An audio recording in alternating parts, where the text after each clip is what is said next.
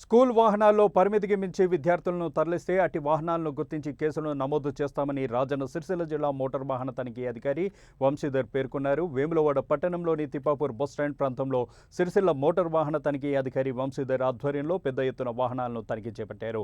ఈ సందర్భంగా ఎంవీఏ వంశీధర్ మాట్లాడుతూ పన్నులు చెల్లించని ఫిట్నెస్ లేని ఓవర్లోడ్ ఉన్న వాహనాలను గుర్తించి జరిమానా విధించారు.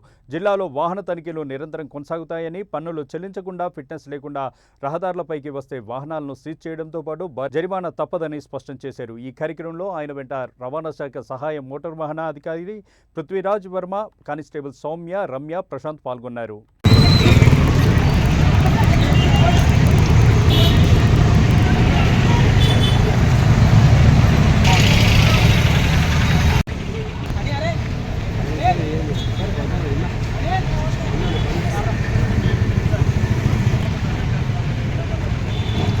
ఆల్రెడీ మీడియా చాలా అయింది.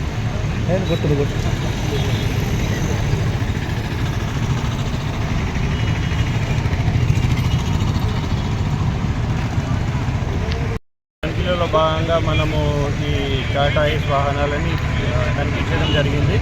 ఇందులో స్కూల్ పిల్లలని తనిఖీస్తున్నటువంటి మా దృష్టికి వచ్చింది. ఇందులో ఒక్కొక్క బండ్లో మినిమం 10 to 20 మెంబర్స్ని ఎక్కించుకొని తిరిగి వెళ్తున్నారు.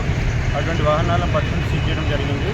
తల్లిదండ్రులకు కానీ స్కూల్ యజమానులకు విజ్ఞప్తి చేసేది ఏంటంటే వాళ్ళు పిల్లల్ని ఎక్కించేటప్పుడు కానీ తీసుకునేటప్పుడు కానీ జాగ్రత్త వహించాలని, మళ్ళీ సీటింగ్ కెపాసిటీకి మించి ఎక్కువ మంది పిల్లల్ని ఎక్కించకుండా తీసుకోవాల్సిన బాధ్యత తీసుకోవాలని చెప్పి కోరుతున్నాము.